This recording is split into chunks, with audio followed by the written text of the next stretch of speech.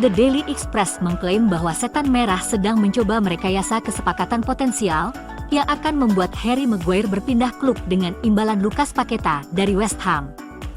Paqueta cukup senang untuk meninggalkan tim London Timur tersebut sebelum kepindahannya ke Man City gagal. Maguire yang sedang dalam performa terbaiknya mungkin juga sangat berharga bagi West Ham. Banyak hal yang mungkin bergantung pada bagaimana kedua klub menyelesaikan musim ini dan paket yang ditawarkan kepada para pemain setelahnya. Dengan City tampaknya tidak lagi mengejar tanda tangan pemain Brasil itu, hal itu akan membuka jalan bagi rival berat mereka untuk mengambil langkah. Jurgen Klopp kabur dari wawancara pasca pertandingan pada hari Minggu, setelah merasa frustrasi dengan pertanyaan dari jurnalis asal Denmark. Christian Eriksen mengakui dia tertawa melihat ledakan kemarahan Jurgen Klopp. Dia ditanyai mengapa timnya kurang intensitas dan apakah mereka memainkan terlalu banyak pertandingan. Bos Liverpool mempermasalahkan pertanyaan tersebut. Jurnalis Denmark yang melakukan wawancara untuk Viaplay mengakui bahwa dia merasa mengajukan pertanyaan yang wajar. Menurutnya Klopp membentaknya karena melontarkan provokasi. Kemudian Klopp meneriakinya dan mendorong mikrofonnya menjauh. Eriksen menertawakan reaksi Klopp. Eriksen bertemu Per Freeman, yang merupakan rekan si jurnalis, di pesawat dalam perjalanan pulang. Menurutnya, bahkan Rasmus Højlund menghabiskan seluruh penerbangan pulang bersama Niels Christian Frederiksen, si jurnalis yang diteriaki Klopp. Menurutnya Klopp tentu saja lelah dan jengkel, baper setelah mereka kalah. Pemain berusia 32 tahun itu belum pernah tampil sebagai starter sejak Januari, dan hanya menjadi pemain pengganti yang tidak dimainkan dalam 6 dari 7 pertandingan domestik terakhir United. Ia masuk dari bangku cadangan dalam pertandingan Piala FA melawan Liverpool pada akhir pekan. Alasan penting dia terpinggirkan adalah meningkatnya Kobbie Mainoo yang telah menjadi starter reguler di bawah Ten Hag. Tapi Eriksen mengatakan bahwa dia menghormati keputusan Ten Hag untuk tidak memasukkannya ke dalam tim, meski itu bukanlah sesuatu yang dia senangi. Sekarang lebih mudah baginya untuk menerima peran barunya dibandingkan sebelumnya. Ia mengaku telah berbicara dengan Erik ten Hag tentang perasaan tidak senang dengan situasi ini, dan ingin bermain sebanyak mungkin, namun Eriksen menyatakan siap dan tersedia untuk tim. Di lini tengah ada persaingan untuk mendapatkan tempat, yang diharapkan terjadi ketika bermain untuk klub top.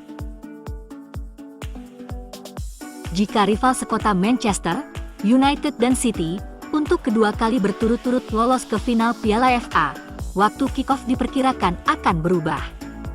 Dan hal ini akan menyebabkan beberapa masalah siaran TV. ITV akan menayangkan final Piala FA secara langsung pada Sabtu, 25 Mei. Namun selain itu, mereka juga dijadwalkan akan menayangkan final Piala Champions Rugby Eropa di hari yang sama. Itu akan dimulai pada pukul 14.45 di Stadion Tottenham Hotspur. The Times melaporkan bahwa European Rugby Ltd tidak memiliki fleksibilitas mengenai waktu kick-off Piala Champions. Artinya jika Man City dan United bertemu di final Piala FA, kemungkinan besar akan diundur ke jam 3 sore. Mereka tidak akan dapat menayangkan kedua acara olahraga besar secara bersamaan, yang berarti para bos akan pusing memikirkan jadwal. Sementara itu, Amad Diallo yang di kartu merah di laga Piala FA masih bisa tampil di semifinal.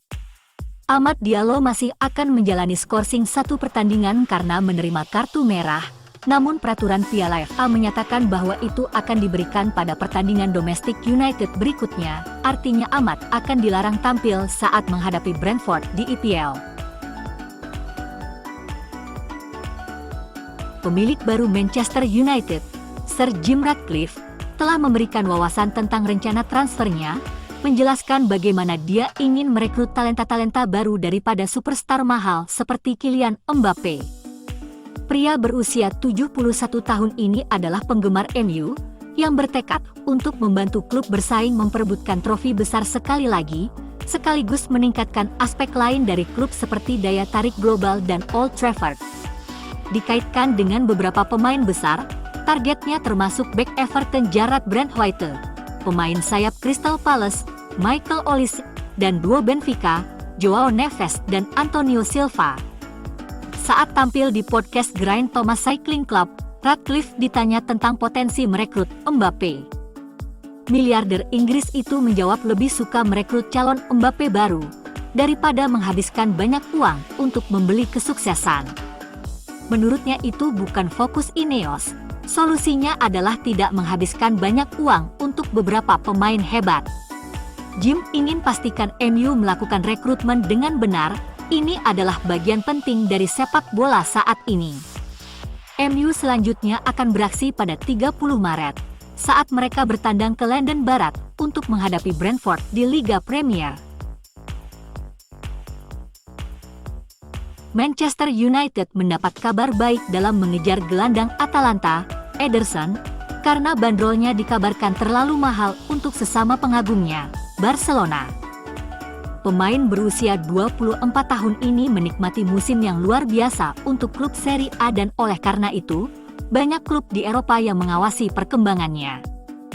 Pemain Brasil ini telah mewakili timnya sebanyak 36 kali musim ini, mencetak 6 gol dan memberikan 1 assist.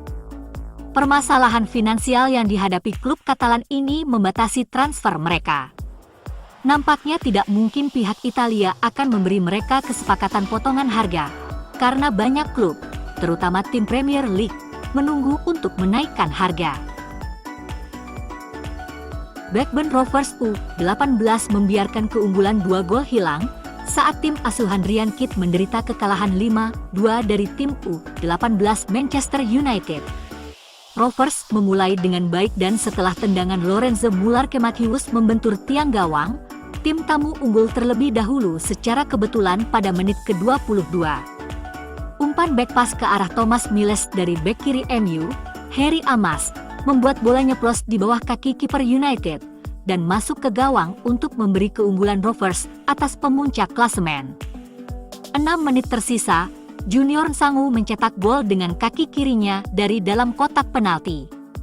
Tuan rumah membutuhkan respons dan mereka segera mendapatkannya ketika Benito Mantato menunjukkan gerak kaki yang bagus untuk masuk dari sayap kanan.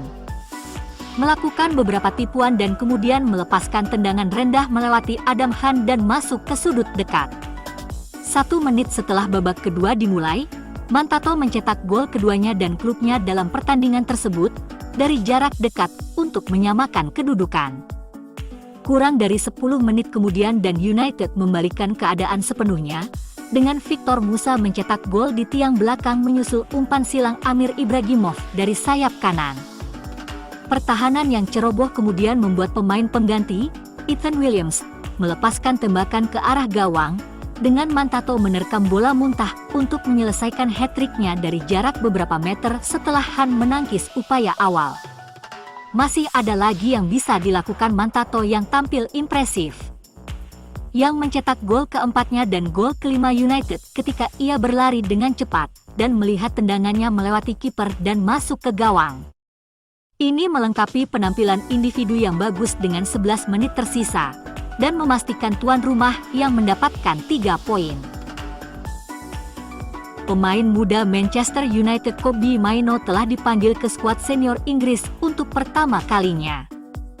Pemain berusia 18 tahun ini awalnya tidak masuk grup asuhan Gareth Southgate, dan malah akan tampil untuk tim U21. Namun kini ia akan bergabung dengan tim senior menjelang 2 pertandingan persahabatan penting. The Three Lions akan menghadapi Brasil di Wembley pada hari Sabtu, sebelum menjamu Belgia 3 hari kemudian saat mereka terus membangun persiapan menuju kejuaraan Eropa musim panas ini di Jerman.